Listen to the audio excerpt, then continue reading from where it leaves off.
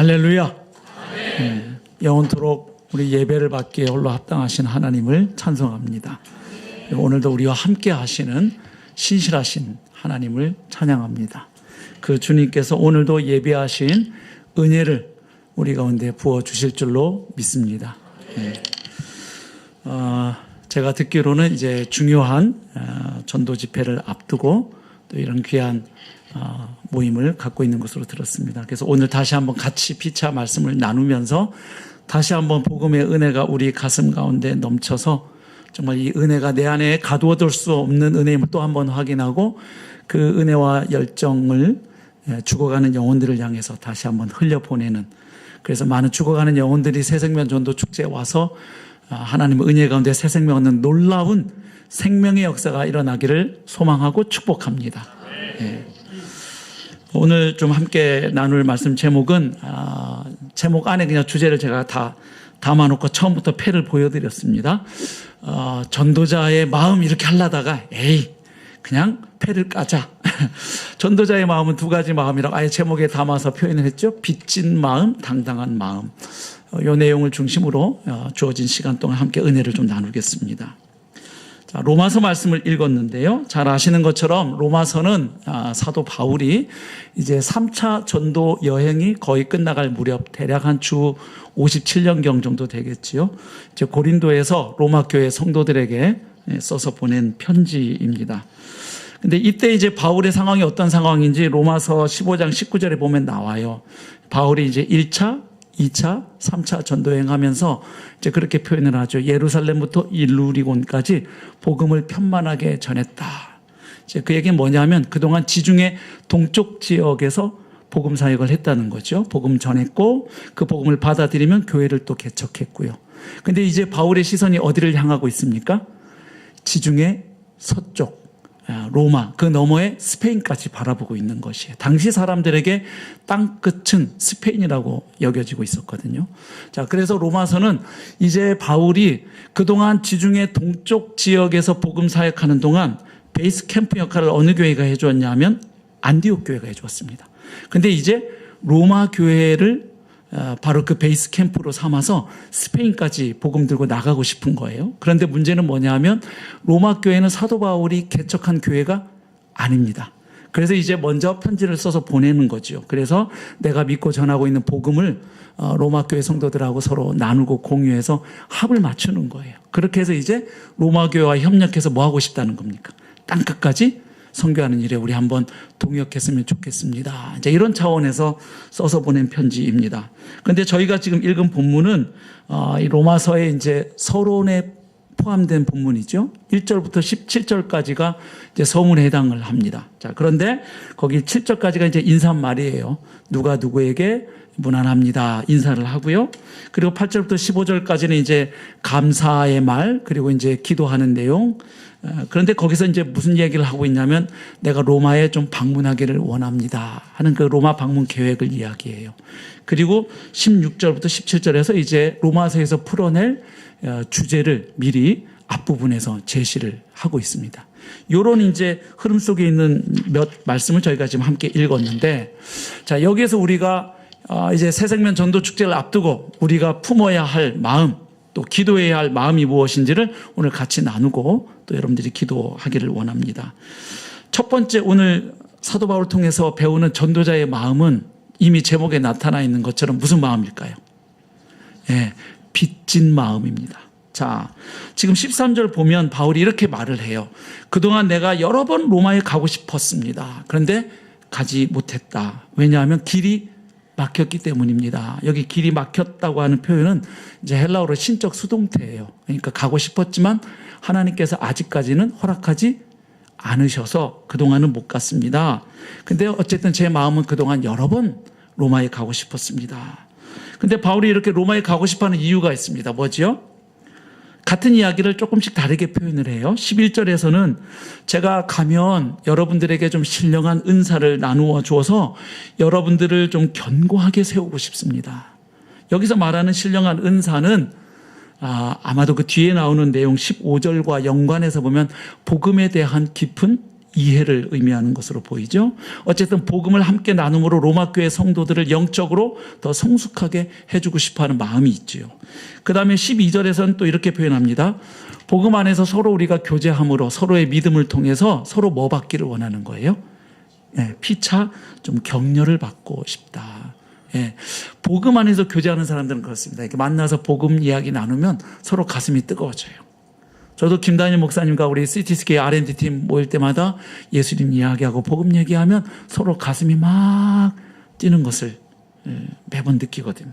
그래서 서로 격려하고 싶다. 그 다음에 13절에서는 그래서 이제 그동안 다른 이방 지역에서 사역하면서 복음을 통해 열매를 맺었던 것처럼 이 로마에서도 저는 좀 열매를 맺고 싶습니다. 이 얘기를 하죠. 그리고 나서 이제 15절 말씀, 바로 저희가 이제 빚진 마음을 여기서 보고 있는데 15절에서 나는 할 수 있는 대로 로마에 있는 여러분에게도 복음 전하기를 원합니다. 자, 그런데 그렇게 말하는 이유가 뭐냐면 14절 말씀을 보십시오. 헬라인이나 야만인이나 지혜 있는 자나 어리석은 자에게 다 내가 빚진 자다. 그리고 나서 15절 그러므로 빚진 자이기 때문에 저는 여러분에게도 복음을 전하고 싶습니다. 이렇게 말하고 있죠. 자, 그럼 제가 질문 드려볼게요. 바울은 로마 교회 어느 성도에게 돈을 얼마나 빌렸을까요? 그런 적이 없지요. 사도 바울은 사역하면서도 자비량 사역을 했잖아요. 로마에 방문한 적이 없습니다. 그리고 로마 교회는 사도 바울에 의해서 개척된 교회도 아닙니다. 그런데 지금 바울이 나는 헬라인이랬던 야만인이든 지혜 있는 자든 어리석은 자에게 다 저는 빚진 자입니다. 이방인들에게 특별히 빚진 자입니다. 그래서 여러분에게도 복음 전하고 싶습니다. 이 말은 뭐냐면 나는 로마에 있는 여러분에게도 뭘 지고 있다는 거예요? 빚을 지고 있다는 얘기잖아요. 그래서 복음 전하고 싶습니다. 그러면 바울은 로마 교회 성도에게 돈을 끈 적도 없고 또 돈이 아니라 다른 어떤 사랑의 빚을 진 적이 없어요. 그런데 빚을 졌다고 표현해요. 누구에게 빚진 겁니까? 하나님께 빚졌죠. 잘 아시는 것처럼 바울은 아주 대단한 핍박자였죠. 그러다가 다메섹 도상에서 부활하신 주님을 만나서 구원받았고 또한 이방인의 사도로 부름을 받았습니다. 그래서 바울을 지배하는 그의 인생을 지배하는 큰 관통하는 키워드가 몇 개인데 그 중에 하나가 grace예요. 은혜. 어떻게 나 같은 인간이 구원을 받고 하나님의 영광스러운 복음을 전하는 사도로 부름을 받았을까? 이건 어떻게 설명이 되지 않는 은혜라고 늘 그는 느꼈어요. 특히 사도된 것에 대하여 말할 수 없는 은혜라고 그는 늘 여기고 사역을 했습니다. 자, 그럼 여기서 우리가 한 가지 정리할 것이 있습니다. 바울은 로마 교회 성도들에게 빚진 적이 없습니다. 그런데 빚졌다고 표현합니다. 따지고 보면 바울은 로마 교회 성도들에게 빚을 진 것이 아니라 누구에게 빚을 졌습니까? 그를 구원하시고 사도로 불러주신 하나님께 빚을 졌습니다. 자, 하나님께 빚을 졌는데 왜 성도들에게 로마에 살고 있는 사람들에게 빚졌다고 표현할까요? 저는 어느 날 이걸 깊이 묵상을 했어요. 아하, 은혜는 하나님께로부터 받았는데 빚은 다른 사람들한테 졌다? 이게 무슨 말일까? 아, 여기에 선교의 근거가 있구나. 전도할 이유가 있구나. 여러분, 은혜는 뭐죠? 은혜는 잘 아시죠? 자격 없는 자에게 값 없이 주어지는 것이 은혜입니다. 그 주시는 분의 일방적인 호의에 의해서 주어지는 것을 우리가 은혜라고 합니다. 그래서 우리가 교회에서 많이 듣는 말이 은혜지만 살아가면서 정말 그 은혜를 경험하기가 그렇게 쉽지 않습니다. 아이들도요, 아빠 엄마가 자기를 다른 사람들이 대하는 것과는 다르게 대하다는 걸 알아요. 학교 선생님이나 친구들이나 뭐 다른 분들하고 다른 사랑으로 자식들을 사랑하는 건 아는데, 근데 부모님의 사랑에도 조건이 조금 붙는다는 걸 애들이 귀신같이 합니다. 제가 저 대치동에서 사역할 때 아들이 이제 시험을 쳐왔는데, 평상시보다 조금 더 이렇게 틀렸어요. 예, 평상시보다. 괜찮아. 애썼다. 근데 나중에 애들이 얘기해요. 아빠 초등학교 때부터 받아쓰기 100점 받아왔을 때도 잘했다 그랬고 70점, 60점 받아도 잘했다고 워딩은 똑같은데 아빠 그거 아세요? 100점 맞았을 때 잘했다 할 때하고 60점 맞았을 때 잘했다 할 때 아빠 얼굴 근육의 미세한 차이를 자기는 봤다는 거지. 애쓰는 건 알아 아빠가. 이걸 점수라고 받았냐 그러지 않고 잘했다 수고했다 뭐 최선을 다했으니까 이렇게 애써서 고급 멘트를 날리지만 아들은 알았던 거예요. 그 아빠의 그 얼굴 근육에 차이가 있다는 거예요. 그러니까 이게 우리가 무조건적인 사랑을요 생각보다 살면서 많이 받아본 적이 없어요. 맞죠? 그래서 정말 은혜 앞에 직면하잖아요. 이 감당할 수 없는 그 은혜가 우리의 마음을 적시고 사로잡는 거예요. 자, 그래서 무슨 얘기냐 이런 얘기입니다. 은혜는 자격 없는 자에게 값없이 주어지는 거니까 갚을 수가 있을까요? 없을까요? 없지요. 갚을 수 있으면 그건 은혜가 아닙니다. 뭘 받았는데 이거 얼마 주고 샀어요? 그리고 제가 돈을 주고 갚으려고 하죠. 그건 은혜를 뭘로 만드는 행위가 돼요? 거래로 만드는 거예요. 어떤 분이 정말 저를 사랑하고 아껴서 귀한 선물을 줬는데 집사님 이거 얼마 주고 샀어? 이거 현대백화점에서 샀어? 이거 보니까 이거 55만 원 주고 샀겠구만. 그리고 제가 드리면 완전히 그분을 무시하는 겁니다. 호의를. 그렇죠? 그러니까 이거예요. 갚을 수 있다고 생각하면 그건 더 이상 은혜가 아니고 다시 되갚아 줘야 되겠다고 생각하면 그건 은혜가 아니에요. 그러니까 이런 거예요. 바울은 하나님께로부터 은혜를 받았는데 하나님께 갚을 수가 없어요. 그러니 그걸 누구한테 갚겠다는 거예요. 나와 똑같은 은혜를 필요로 하는 다른 사람들에게 갚겠다는 거예요. 그러니까 빚진 마음은 다시 풀어보면 하나님의 은혜를 정말로 깨닫고 깊이 감사하는 마음. 여러분 하나님께서 예수 그리스도를 통해서 여러분을 구원해 주신 은혜에 대한 감사함이 있으신가요? 네.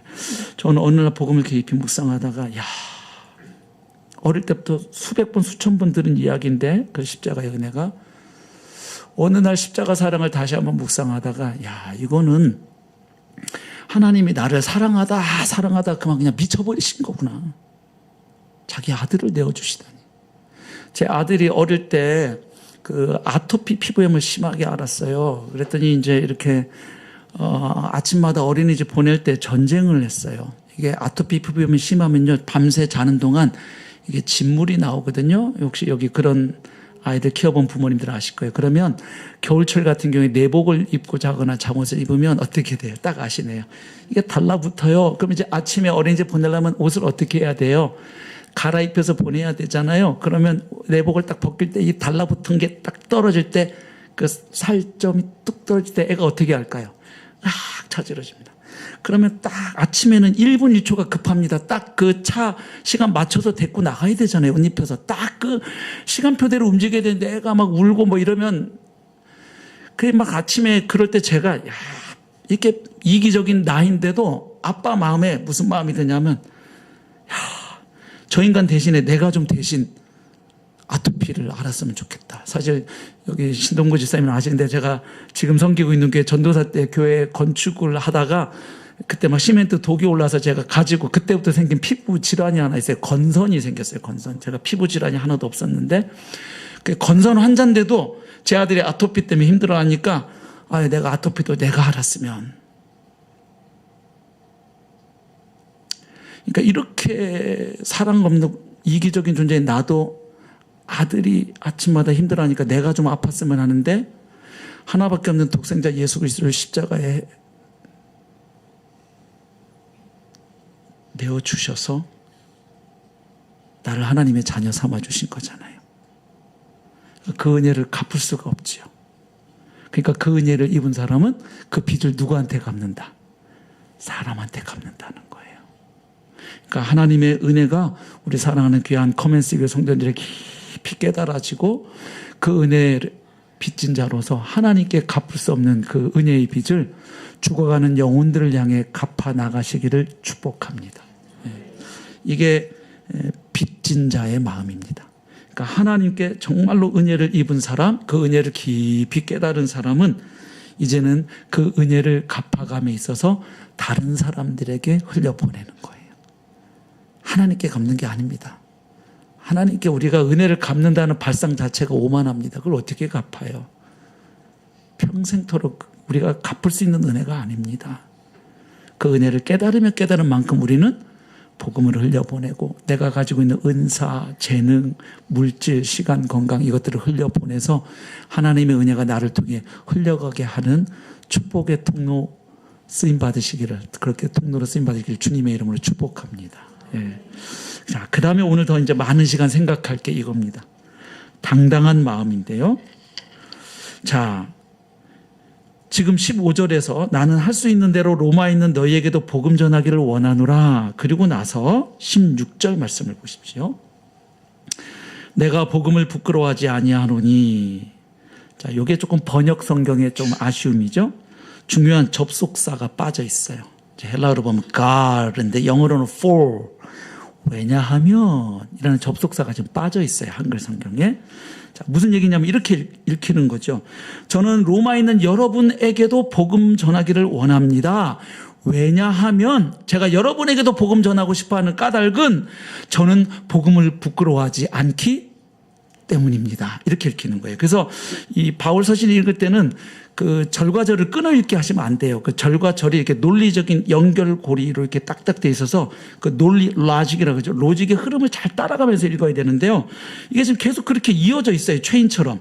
16절도 보면 왜냐하면 나는 복음을 부끄러워하지 않기 때문입니다. 해놓고 그 다음에 그러면 내가 왜 복음을 부끄러워하지 않느냐? 또 왜냐하면이 나와요. 왜냐하면 복음은 구원에 이르게 하는 하나님의 능력이기 때문입니다.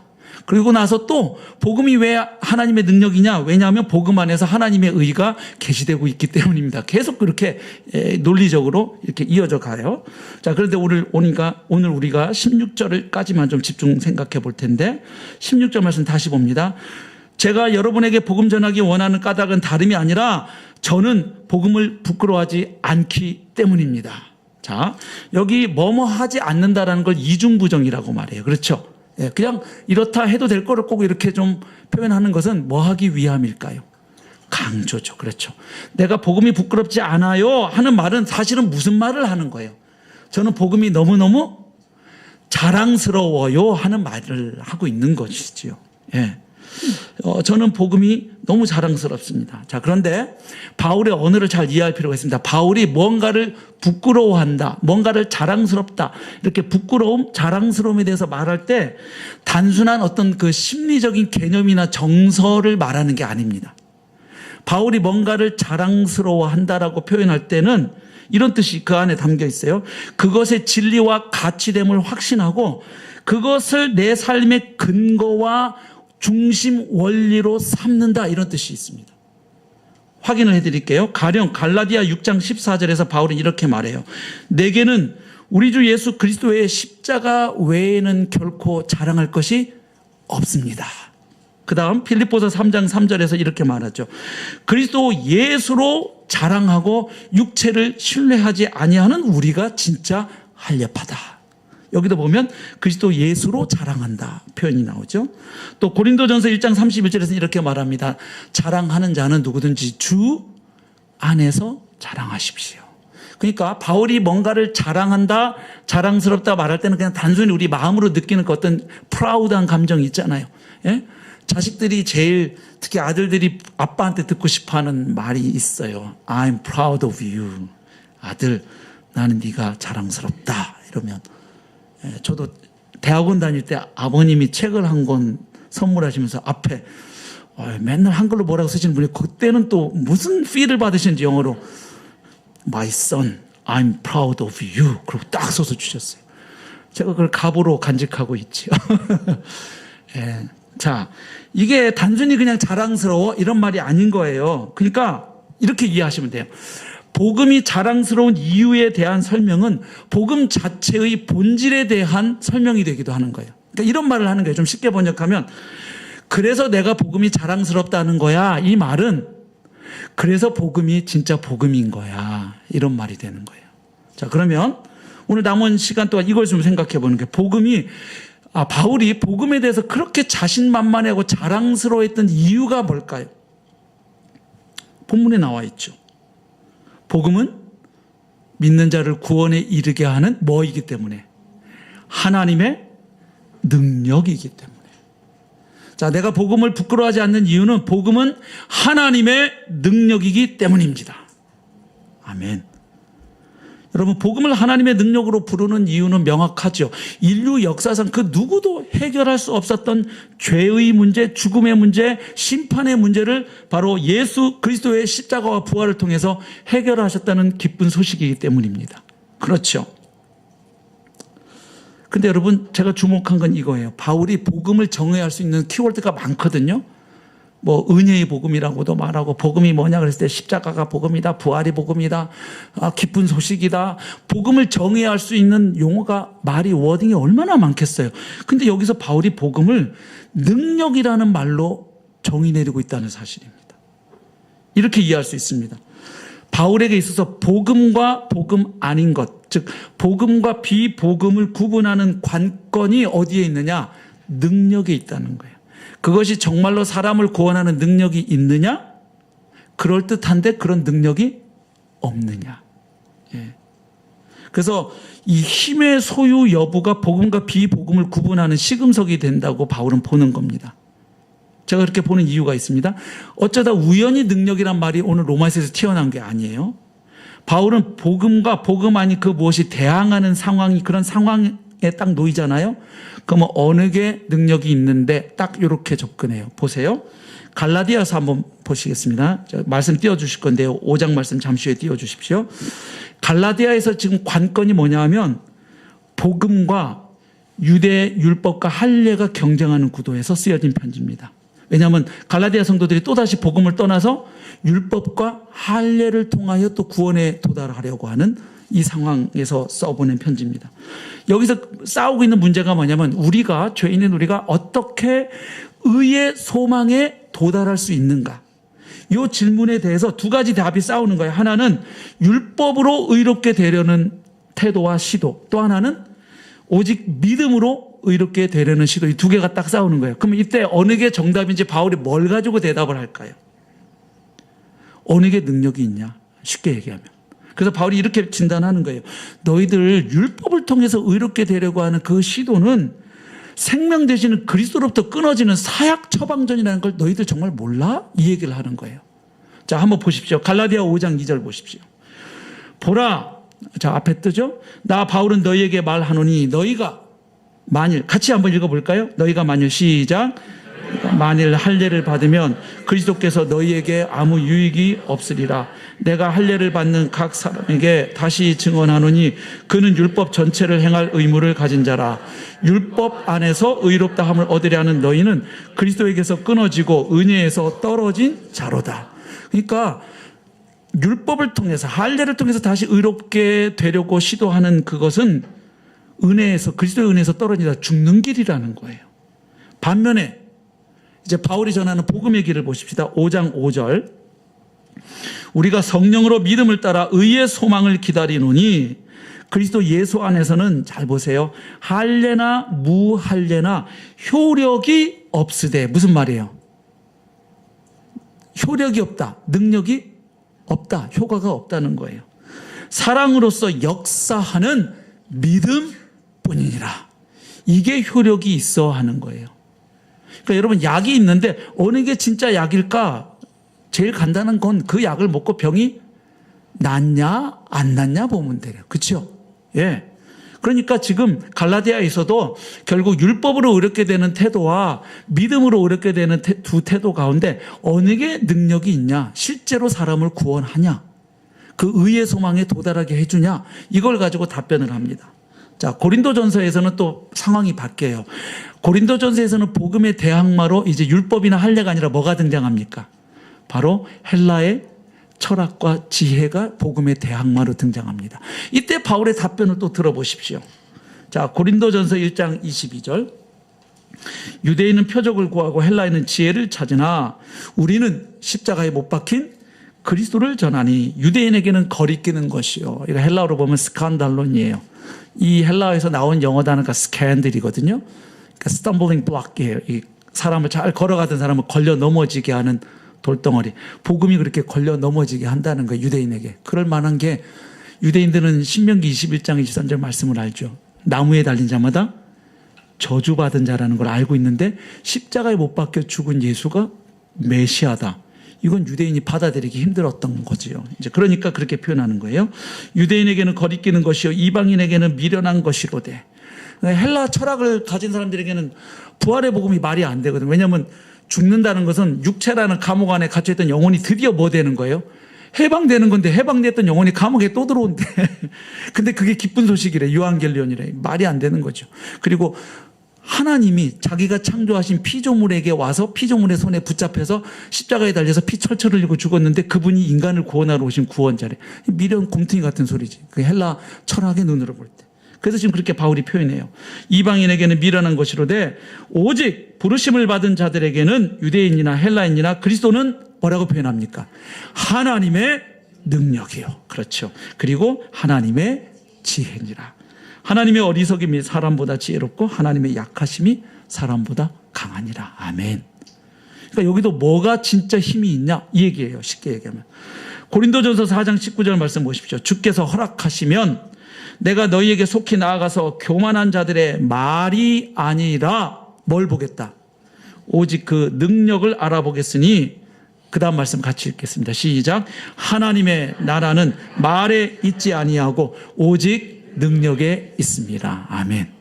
자, 정리합시다.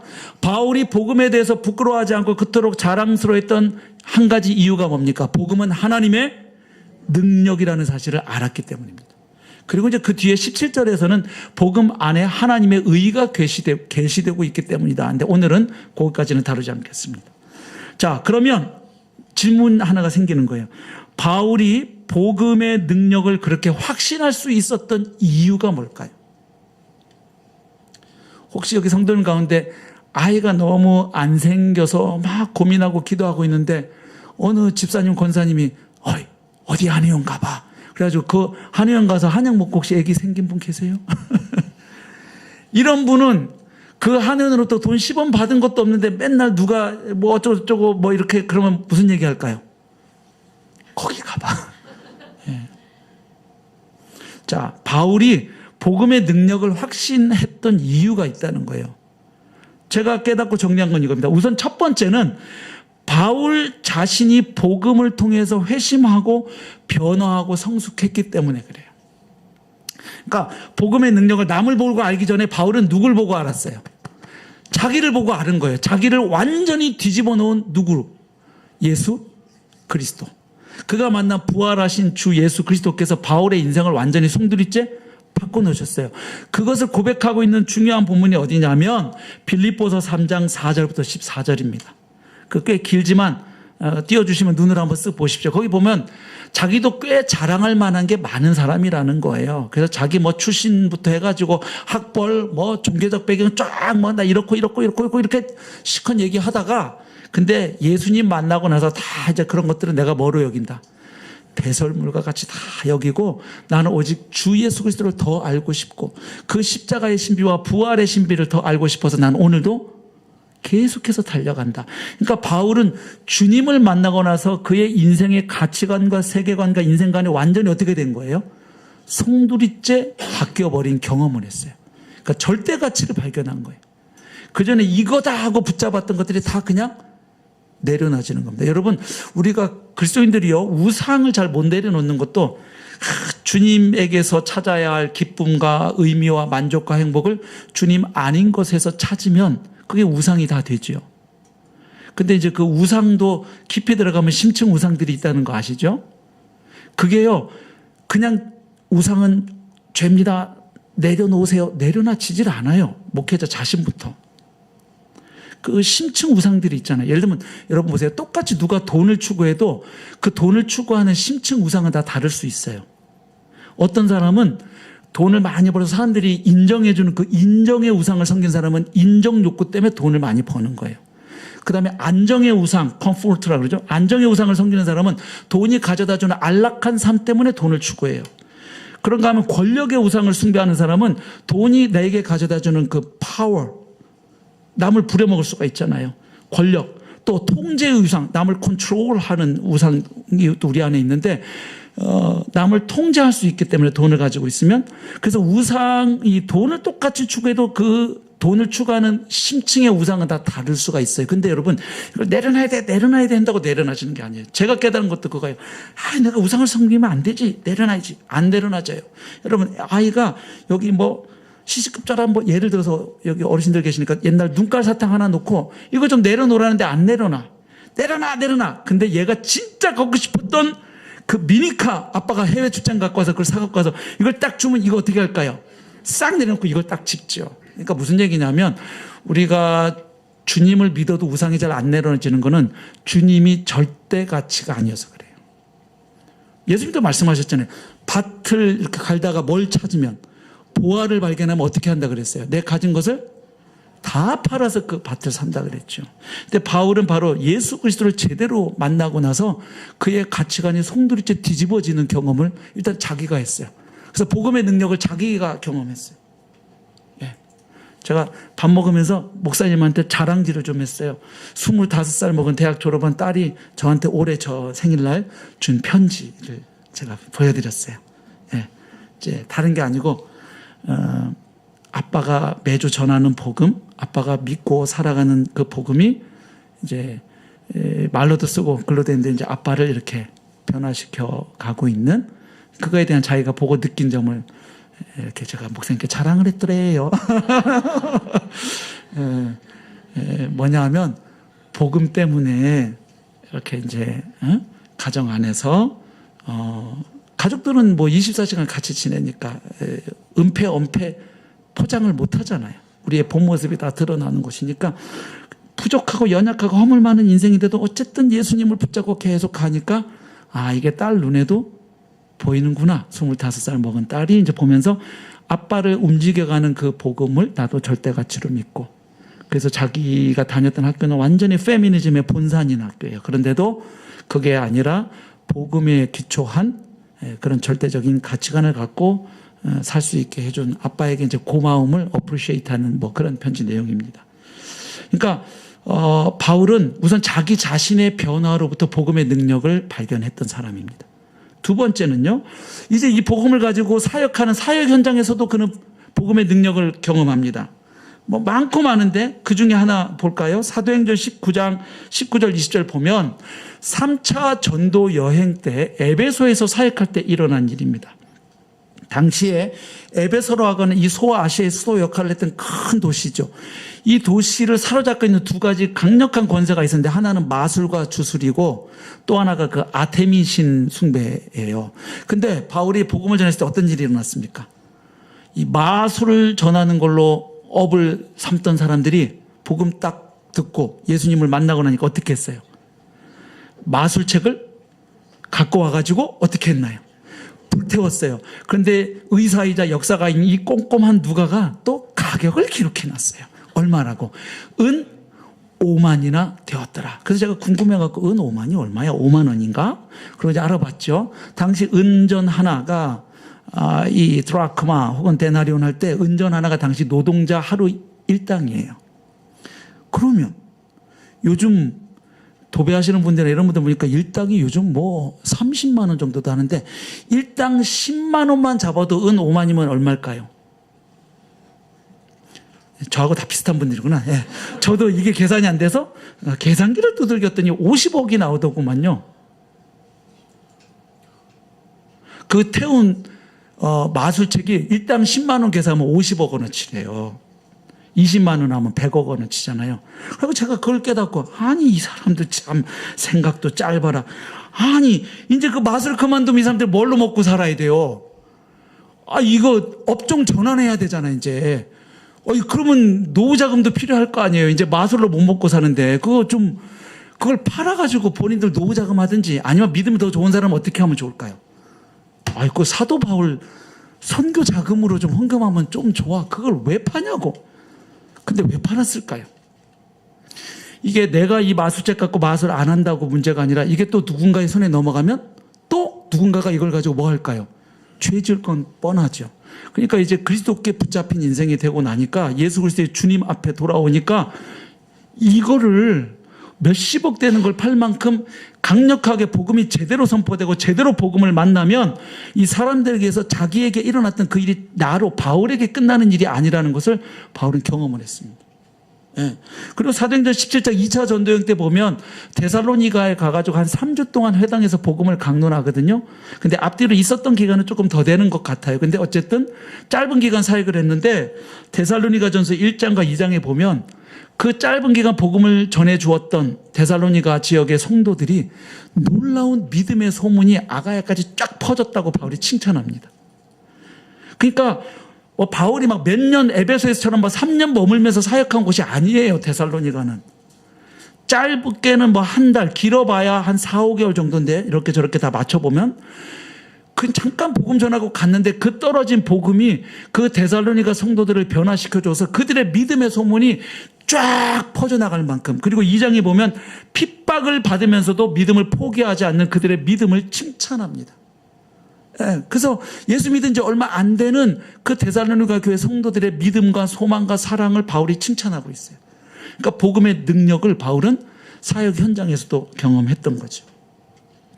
그래서 바울 서신을 읽어보면 바울의 삶과 사역을 지배하고 관통하는 핵심 축은 다 복음이었습니다. 그래서 자기 사명을 얘기할 때도 복음 갖고 얘기하고요. 자기 아이덴티티 얘기할 때도 복음.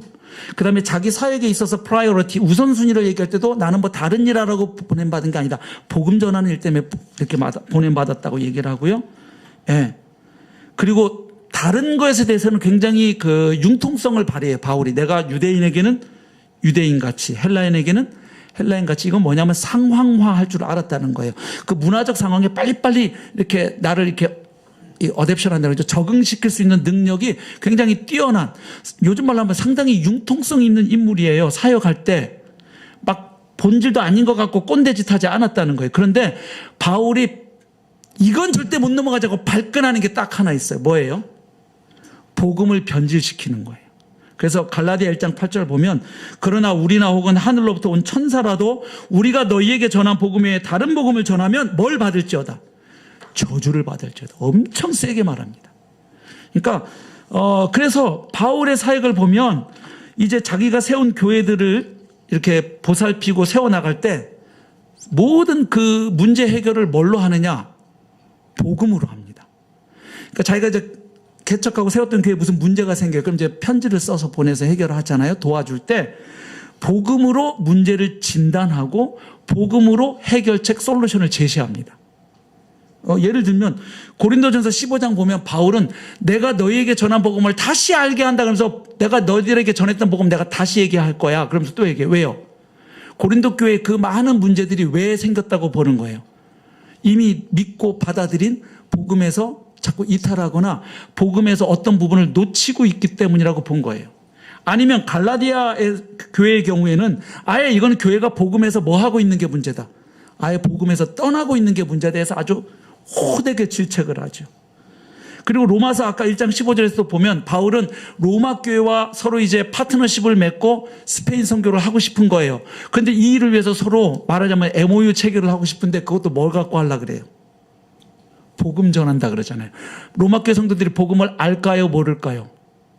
알죠. 앞에 인사말에서 너희들은 성도라고 얘기했어요. 이미 그들은 복음을 받아들인 사람들인데 또 복음 전한다는 건 뭐예요? 다시 복음으로 서로 합을 맞추어서 우리가 함께 팀이 되어서 스페인 선교 같이 하십시다. 안디옥 교회가 해주었던 그 일을 이제 이쪽 서쪽 세계에서는 여러분들 교회가 좀 해주셨으면 좋겠습니다. 근데 이 협력을 하려고 할 때, 합을 맞추려고 할 때 뭘 가지고 얘기를 하는 거예요? 복음 갖고 하죠. 제가 제일 감동한 부분은 고린도후서 8장 9절입니다. 여기 한번 읽어보실까요? 고린도후서 8장 9절 같이 한번 읽어보십시다. 시작. 우리 주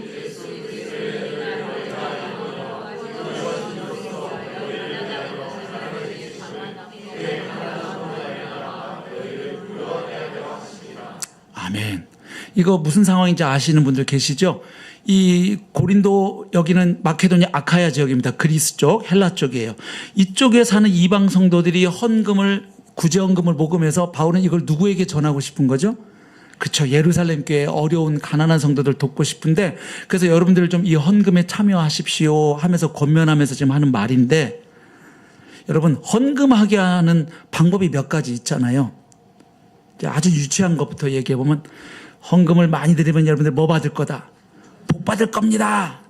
이런 접근. 또 네거티브 어프로치는 뭐가 있어요?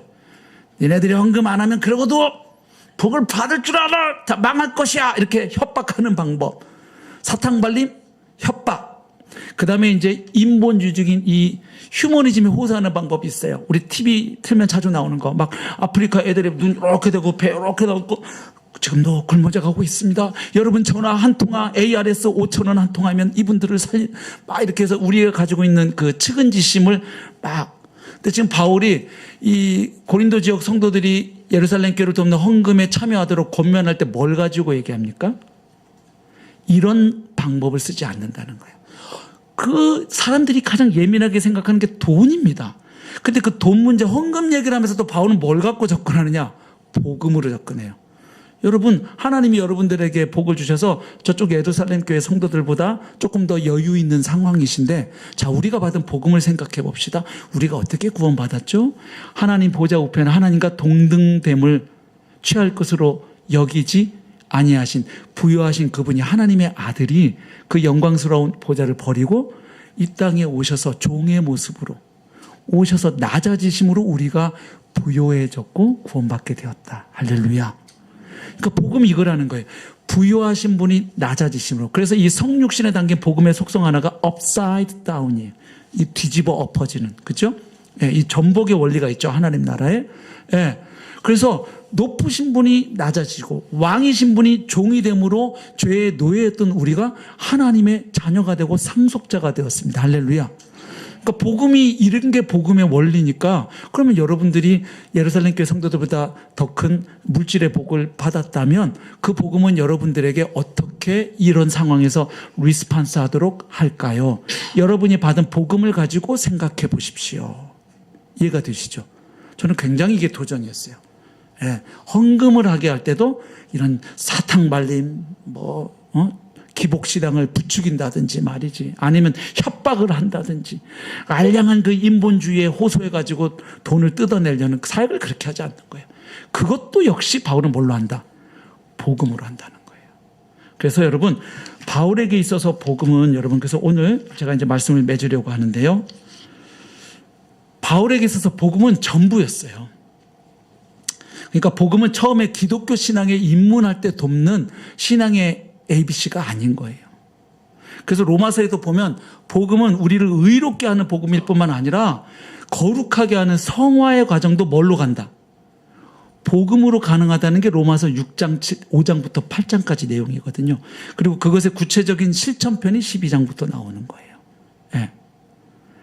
그러니까 바울은 처음에 예수 믿고 천국 백성이 되는 때에만 필요한 메시지가 복음이 아니라 구원받고 난 이후에도 교회 안에 온갖 문제가 생기면 계속 진단도 뭘로?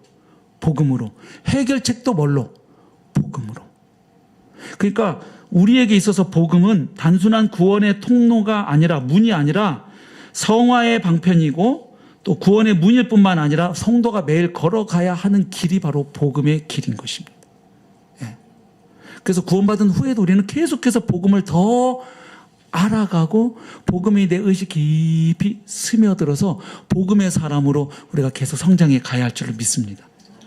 여러분, 그게 안 되면요, 이상한 일들이 일어나요. 이게 언밸런스 상황이라고 제가 전도사 때 깊이 깨달은 게 있어요. 그날따라 설교 원고가 너무 안 써져가지고 낑낑대고 있는데 이상하지요. 그런 날 꼭 애는 떠들어요. 나는 안 써지는데. 그래갖고 제 아들이 그때 한 5살쯤 됐는데, 유난히 다른 날, 원래 애가 얌전한 애인데 그날 떠들어서 원고가 안 써져. 그랬고 제가 뭐라고 한 줄 아세요? 야, 집에서는 좀 조용히 하는 거야! 그러면서 고함을 꽉 찔렀어요. 저의 메시지 내용은 무슨 내용이에요?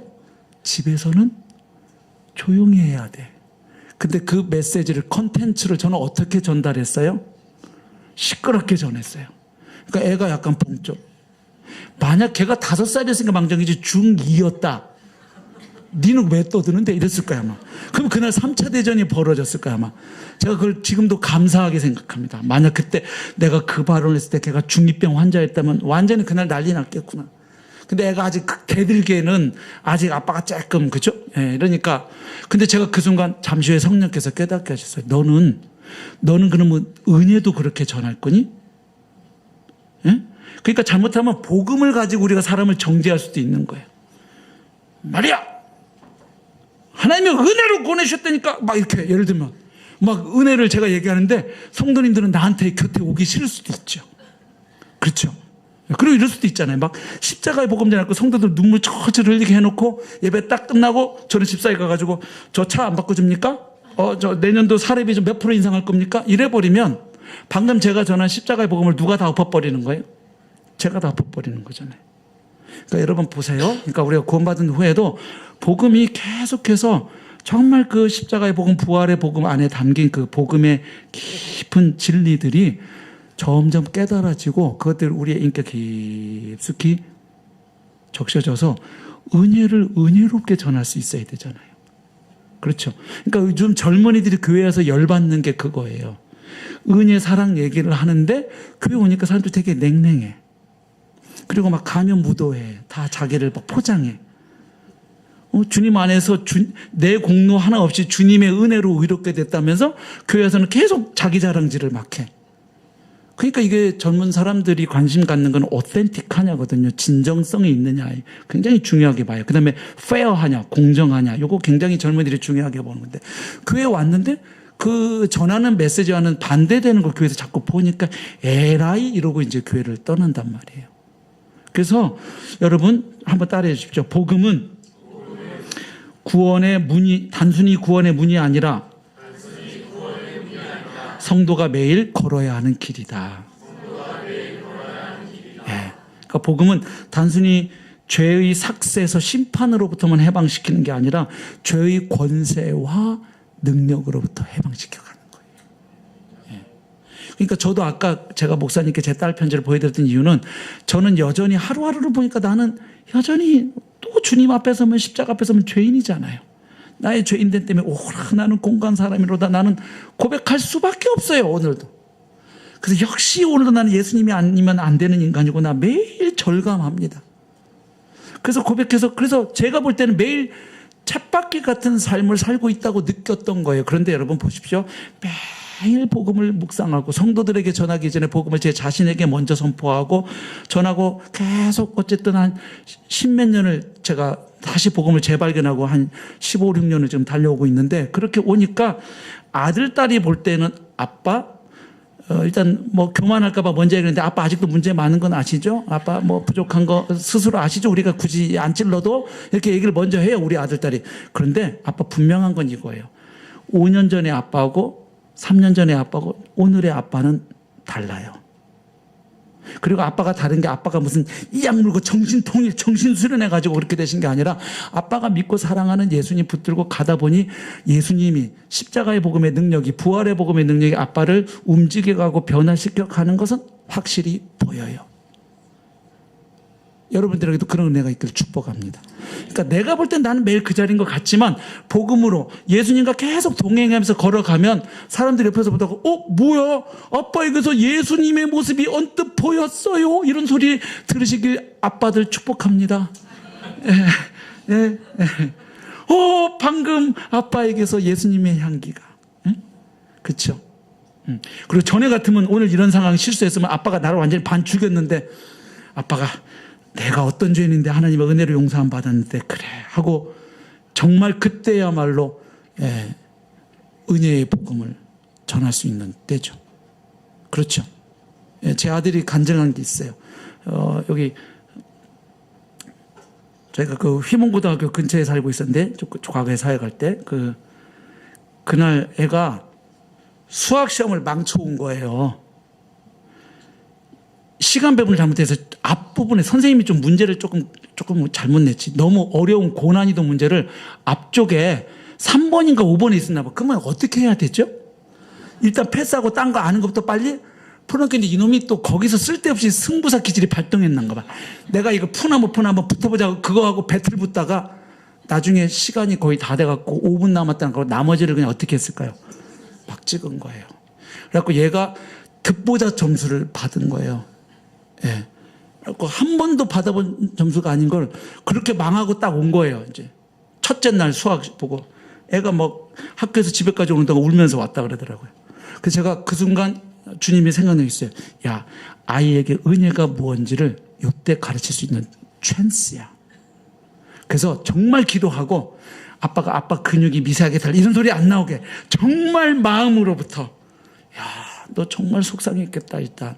그랬더니 맞아 아빠 오면서 울었어 이러면서 그래 아빠도 속상하다. 근데 그러면서 이제 그러나 그건 이미 지나갔고 이제 아직 시험이 며칠 3일인가 더 남아 있으니까 그건 일단 보내고 다시 남은 시험을 최선을 다할 수 있도록 이렇게 이제 같이 기도하고 이렇게 하면서 이렇게 했는데 나중에 졸업식 때쯤 아이가 얘기를 하더라고요.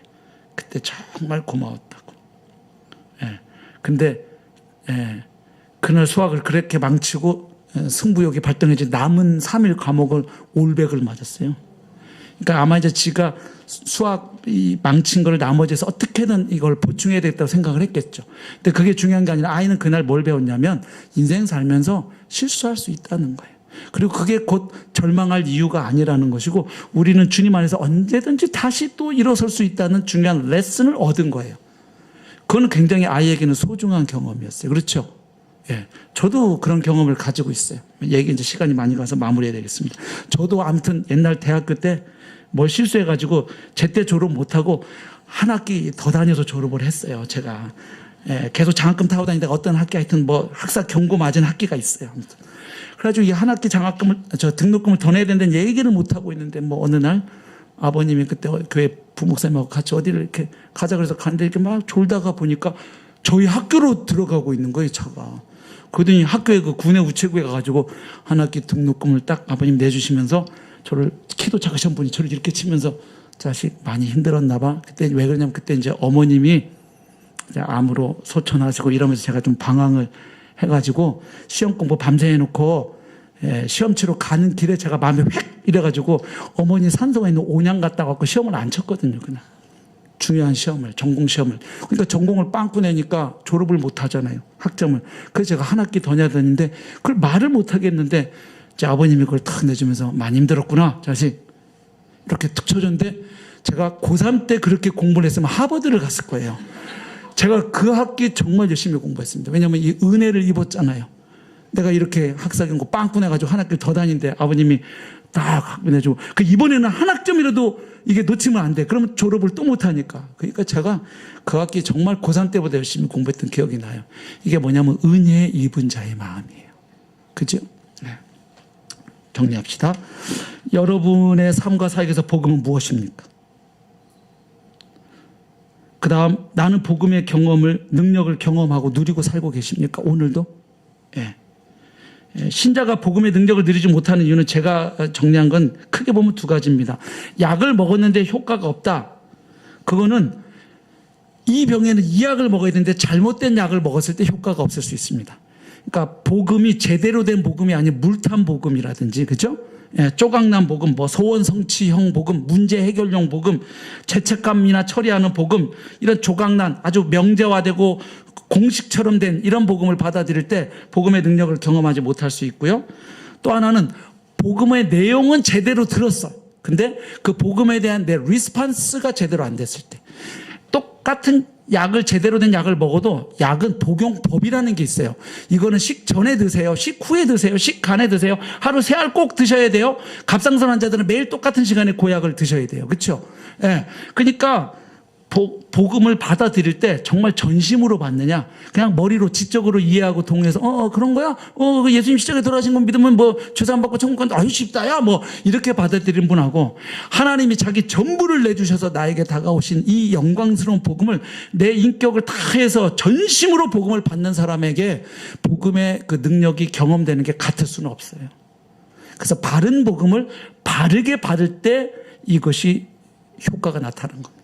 그래서 여러분은 오늘도 복음을 어떻게 받아들이고 있는지. 예. 제가 복음을 매일 성도들에게 전하기 전에 내 자신에게 전하고 복음으로 살아야 됐다고 결심한 여러 사건들도 있지만 한 들은 이야기가 컸습니다. 어느 목사님들 모임 갔다가 과거에 요 얘기만 하고 마무리할게요.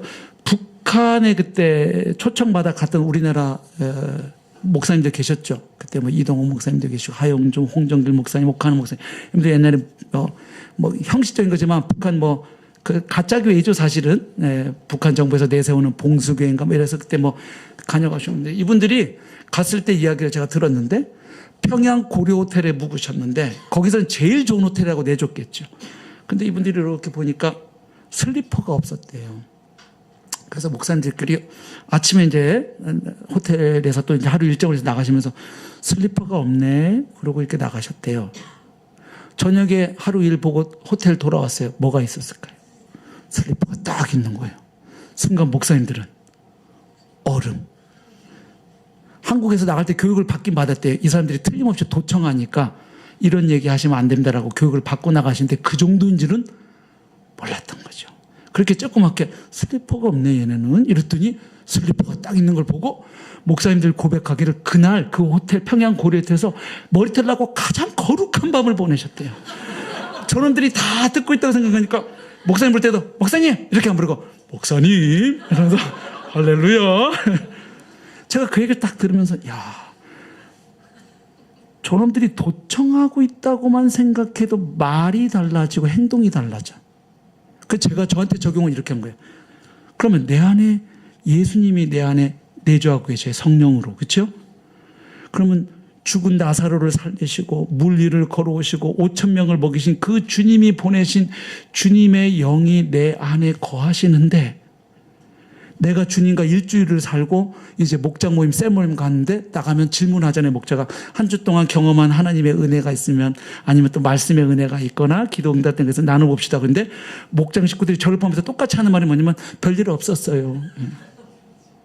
제가 그 말을 계속 해왔다는 사실을 발견하고 아니 부활하신 주님의 영이 내 안에 거하신다고 나는 매일 말하면서 그 주님과 일주일 168시간을 살았는데 아무 일이 없었다는 게 이런 기적 같은 일이 52주가 일어나고 있구나. 와 대박. 제가 대우각성을 했어요. 아 내가 믿고 있지 않구나. 복음을 믿고 있지 않아. 머리로 아는 걸 내가 믿고 있다고 착각하는 거야. 누가 도청만 하고 있다고 해도 달라지는데 정말 내가 주님과 동행하고 코람되고 하나님 앞에서 사는데 내가 여러분 하나님의 임재를 경험하냐 못하냐 딱 제일 쉽게 볼 수 있는 기준이 있어요. 하나님의 임재를 경험하고 주님과 동행하는 사람, 복음으로 사는 삶이 시작되잖아요. 혼자 있는 시간은 사랑하는 주님과의 독대 시간이 돼요. 근데 머리로만 갖고 있는 관념적인 신앙이고 복음이 그냥 내 구원을 가져다 주는 교리로 끝나잖아요. 혼자 있는 시간은 죄 짓기 딱 좋은 시간. 제가 그걸 딱 들여다보니까 혼자 있는 시간이 주님과 독대하는 시간이 아닌 거예요. 혼자 있는 자유 시간이 주어지면 아싸 이제 나 혼자 이렇게 내가 주님을 사랑하고 있지 않고 주님을 주님이라고 고백하지만 왕이신 주님의 통치를 받으면서 오늘 하루하루 그분이 허락하시는 샬롬과 부활하신 주님과 함께하는 임마누엘의 은혜를 내가 못 누리고 있구나. 복음을 내가 진실로 믿는 자가 아니로구나. 목회자지만 이거를 깨닫고 그래 복음을 성도들에게 전하기 전에 우선 나한테 먼저 전하자. 제 삶의 변화는 거기서부터 시작이 됐어요. 그렇게 이제 오니까 그렇게 아이들 딸 앞에서 어릴 때 참 제가 큰 소리도 많이 지르고 부부싸움하는 모습도 보여주고 막 실수를 많이 했는데 그래도 이제는 이제 30 다 돼간 아들도 아빠에게서 가끔 예수님의 모습이 보일동말동해요. 이렇게. 근데 이제 교만할까봐 교만 떨지 마시고. 근데 아빠 실수도 무지하게 많이 하는 거 아시죠? 알지. 그러나 방향이 중요한 거예요. 우리는 또 이제는 내가 꽤 거룩해져서 사도 바울의 발바닥 근처 왔구나 싶으면 그날 부부싸움 합니다. 저희 부부에게 금기어가 있어요. 여보 우리 마지막 부부싸움 한 게 언제야? 우리 너무 안 싸우는 거 아니에요? 우리 서로 애정이 있나? 왜 안 싸우지? 그 말 하면 그날 싸워요. 그래서 이제는 그 말 안 해요 둘 다. 여러분 우리는 실수합니다. 넘어질 수 있어요. 그러나 또다시 우리는 주님의 십자가 앞에 나아갈 수 있어요. 부활하신 주님 앞에 나아갈 수 있고요. 무엇보다 그 성령 하나님 파라클레토스, 우리 곁에서 도우시는 그분이 우리를 오늘도 복음을 사용해서 우리를 빚어 가십니다. 자, 전도 집회를 앞두고 있는 여러분들이 다시 한번 나에게 복음은 무엇인지, 나는 정말 오늘도 복음의 능력을 경험하고 누리고 만끽하고 살아가는지를 한번 점검하시고, 이미 목사님을 통해서 듣고 배운 복음을 깊이 다시 재음미하십시오. 그리고 그 중에 어떤 것이 나에게 실제가 되어야 되는지를 주님 앞에 기도하셔서 그런 것들이 여러분들 심령에서는 먼저 누려지고, 그래서 그 복음이 부부관계, 자녀와의 관계, 직장 동료와의 관계 속에서 점점 복음이 실제적인 이제 힘으로 나타나는 은혜가 있기를 축복합니다. 그래서 하나님의 은혜가 여러분을 통해서 흘러가고, 특별히 복음이 여러분을 통해서 전해지고, 그리고 그들이 주 예수 그리스도께로 나와 구원받고 똑같은 하나님의 백성이 되는 놀라운 생명과 부흥의 역사가 우리 커맨스 교회 부흥 집회 가운데, 전도 집회 가운데 있게 되기를 주님의 이름으로 축복합니다. 우리 말씀 앞에서 잠깐 찬양하겠습니다.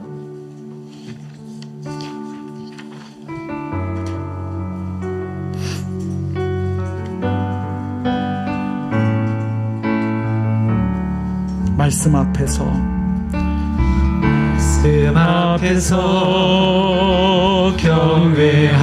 경외함으로 주께 홀로 섭니다. 생명의 말씀 읽고 순종해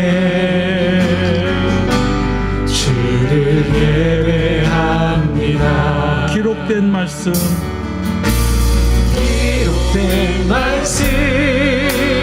힘이 있어서 진리로 우리 거룩해 하며, 거룩한 말씀 세세 영원히 복음이 되어 말씀하시네. 하나님 말씀 두려워 떠는 자, 그 말씀에 생명을 거는 자, 한 사람 잡으시는 주님의 약속을 이뤄 하나님 말씀에 운명을 거는 자, 순종하며 주 따라가는 자, 영원한 하나님 나라 이뤄갈 주의 교회여 일어나라.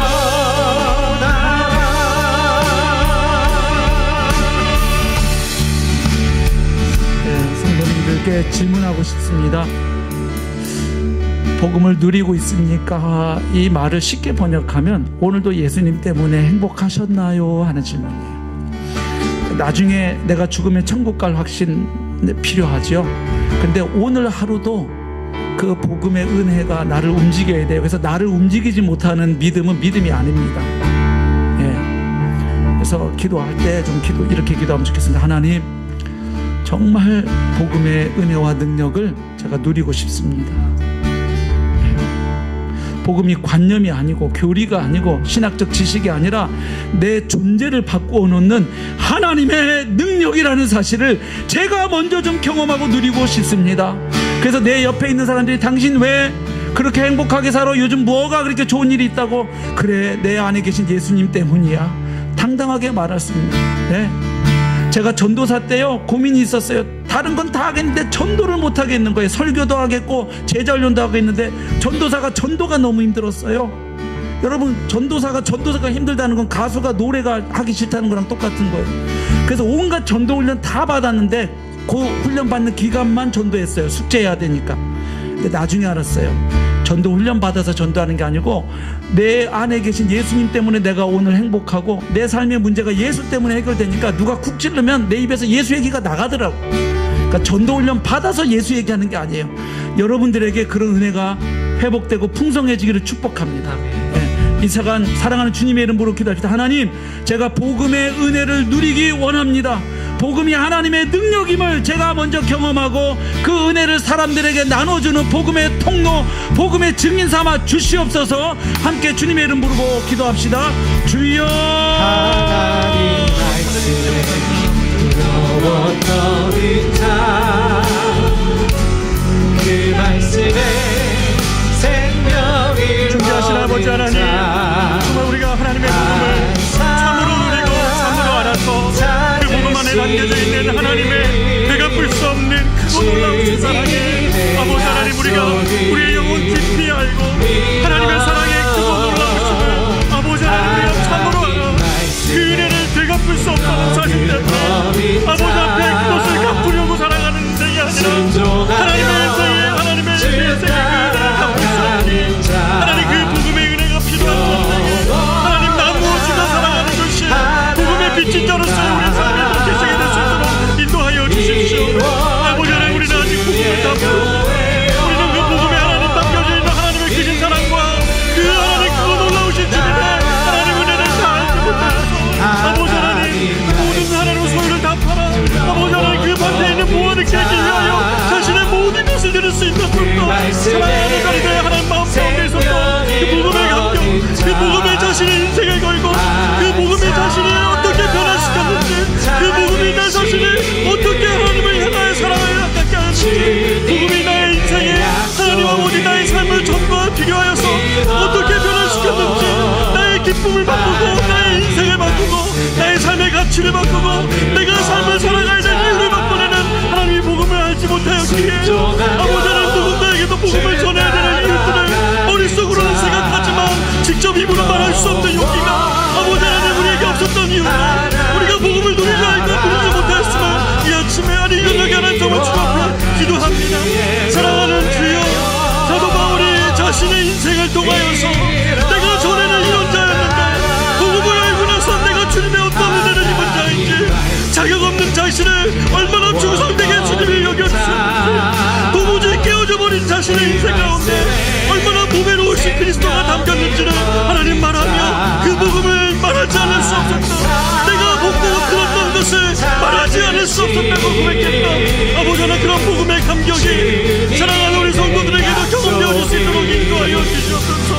바울이 복음을 전하였을 때 저 데살로니가 교인들의 성도들의 삶이 변하여서 이 세상에 다른 임금이 있구나, 저 로마의 하나님 시저가 아니라 세상에 참된 구주요 세상에 참된 왕이신 하나님이 계시다고 고백할 수 있었던 것처럼 아버지 하나님, 고린도 교회 성도들 안에 아버지 하나님 복음이 저들에게 전하여서 그 고린도 교회 성도들을 바꿔냈던 능력으로 하나님 역사했던 것처럼 사랑하는 하나님 우리 성도들에게 아버지 하나님 복음의 영광스러움이 살아날 수 있도록 인도하여 주시기를 원하고 기도합니다. 복음을 단지 머리로 이해하는 자들이 아니기를 원합니다. 복음이 머리로부터 가슴까지 내려오게 하여 주십시오. 이것이 하나님 충만되어서 복음을 이해하였으나 아무런 감격 없이 살아가는 그런 남은 인생이 되는 것이 아니라 복음이 우리가 구원을 받았던 통로일 뿐만 아니라 우리를 거룩하게 하는 통로요 거룩하게 하는 살아가야 되는 길인 것을 아버지 정말 알고 살아갈 수 있는 사랑하는 우리 성도들 될 수 있도록 인도하여 주시옵소서. 오 하나님 아버지, 우리의 삶의 현장에서 우리의 가정에서 우리의 인격과 우리의 삶에서 이 복음을 누리게 하여 주시옵소서. 복음으로 우리를 바꾸어 주십시오. 복음으로 우리를 빚어 주십시오. 복음이 우리를 작년과 올해가 나르게 하시고 올해와 내년이 나르게 하여 주십시오. 복음이 얼마나 하나님 소중한 하나님의 능력 되심을 알고 살아갈 수 있는 저희들 줄 수 있도록 주님 인도하여 주시옵소서.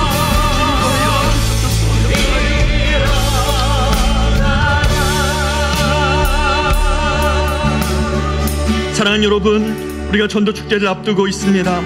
70여 명의 지체들이 하나님 작정되어지고 하나님 이들을 위하여서 기도하고 있습니다. 여러분, 우리가 같이 한번 이 시간에 기도하기를 원합니다. 복음을 알면 그의 모든 정체성과 그의 모든 과거가 하나님 안에서 완전히 새로워지는 새날이 시작되어지는 것이 복음의 능력을 경험하는 날인데, 하나님 아버지, 이 세상의 축제 11월 6일 날 이 아침에 하나님께서 역사하여 주셔서 저들의 인생 가운데 새로운 날이 시작되어지는 그날 될 수 있도록 주님 역사하여 주시옵소서. 복음의 능력을 우리 눈앞에서 보게 하여 주십시오. 복음이 사람을 어떻게 바꾸어 가는지를 우리가 눈앞에서 목도하며 복음의 능력을 우리가 확신할 수 있는 그날이 될 수 있도록 주여, 이 예배를 그날 세상의 축제에 초대되어진 영혼들 우리가 알지 못하지만 하나님 그들의 영혼을 놓고 이 시간에 같이 한번 기도하기를 원합니다. 기도하겠습니다. 존귀하신 아버지, 우리가 주님 앞에 기도합니다. 우리가 하나님 70여 명의 우리 사랑하는 자녀들, 그리고 우리 사랑하는 가족들, 우리 사랑하는 친구들, 사랑하는 부모님을 하나님 아버지 초청하여서 하나님 아버지 복음을 듣고 저들의 영혼이 주님을 만나는 하나님 그 일을 머릿속에 마음속에 꿈꾸고 소원하며 아버지 우리가 이 집회를 기획하고 준비하고 있습니다. 성령 하나님 아버지, 복음은 우리들 안에 새로운 날을 시작하게 합니다. 사도 바울이 내가 전에는 이렇게 살았지만 이제는 그리스도 안에서 이렇게 살아가게 되었다고 고백한 것처럼 하나님 아버지, 하나님 전과 이제를 다르게 하고 이제와 미래를 다르게 하시는 이 복음의 놀라운 소식을 사랑하는 하나님 우리 70여 명의 초도된 여러분들에게 하나님의 살아있는 복음의 능력이 저들에게 선포되어질 수 있도록 인도하여 주시옵소서. 저들의 마음밭에 주님이 준비시켜 주셔서 우리의 눈으로 하나님의 복음이 얼마나 능력 있는지를 아버지 그 현장 안에서 우리가 목도하며 그 복음의 영광스러움을 드러내게 하시는 하나님을 우리 모든 성도들이 하나님 찬양하며 하나님의 영광스러운 복음을 하나님 높여드리고 그 복음을 우리에게 주신 하나님께 모든 감사와 찬양을 드리는 하나님 아버지 11월에 하나님 세상을 축제 될 수 있도록 인도하여 주십시오. 어느덧 신앙이 메말라가고 하나님 아버지 신앙이 이것이 전부인가 하나님 이런 질문 속에서 복음을 능력으로 경험할 수 있는 시간 되게 하여 주시옵소서. 복음이 얼마나 아버지 하나님의 한 사람의 인생 안에 들어오며 그들의 삶을 송두리째 바꾸게 하는 하나님의 능력이 되는지를 우리가 하나님이 사역을 초청하고 저들을 부른 모든 심령 안에 자신의 가족이 자신의 사랑하는 자녀가 어떻게 변화되어지는지를 경험할 수 있는 놀라운 시간 될 수 있도록 하나님 역사하여 주시옵소서. 그날을 위하여 준비하는 메시지와 그날을 위하여 준비하는 간증과 그날에 하나님 드려지는 찬양과 우리 성도들이 하나님 그들을 데리고 와이들을 하나님 그 시간 동안에 준비되어져는 모든 상황 속에 사단의 어떤 것도 아버지 방해하지 않도록 성령 하나님 초대되어지고 작정되어진 영혼들은 주님 한 사람 한 사람 주님 친히 이끌어주시고 그날 하나님 그들의 마음이 활짝 열릴 수 있도록 인도하여 주셔서 성령 하나님 복음을 듣고 복음을 전하는 우리 교회가 하나님의 기쁨이 될 수 있기를 원합니다. 하나님 우리 교회에 하나님의 복음의 능력들이 나타나서 우리가 복음을 자랑하지 않을 수 없고 복음을 증거하지 않을 수 없는 그런 하나님 놀라운 교회 될 수 있도록 인도하여 주시기를 원하고 기도합니다. 찬양합니다. 주님을 높여드립니다. 주님 너를 부르시 믿는 자여 같이 찬양하겠습니다. 눈을 들어 하늘 보라.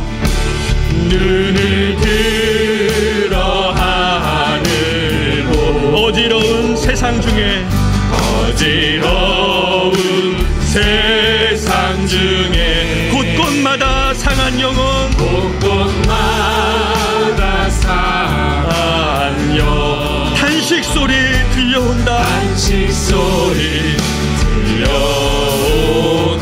빛을 잃은 많은 사람 빛을 잃은 많은 사람 길을 잃고 헤매이네.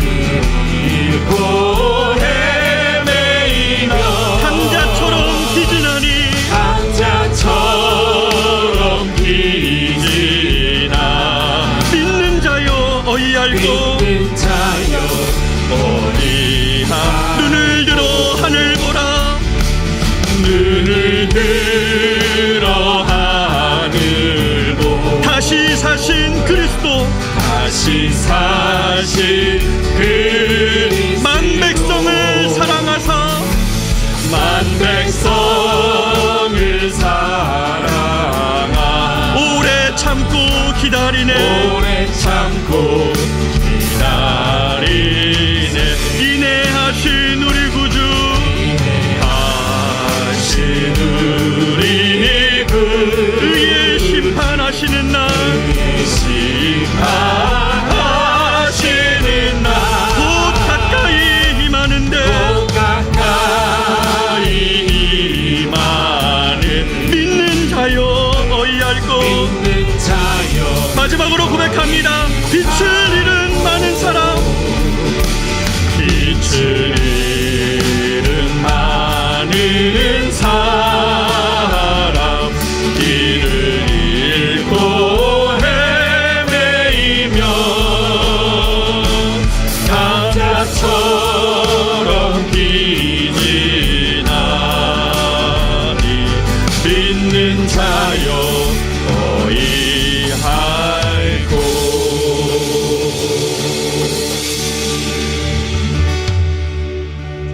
존귀하신 하나님 아버지, 우리가 새생명 축제를 앞두고 하나님 앞에 기도하며 하나님 이 전도 집회를 준비하고 있습니다. 주님의 마음을 우리 가운데 부어 주십시오.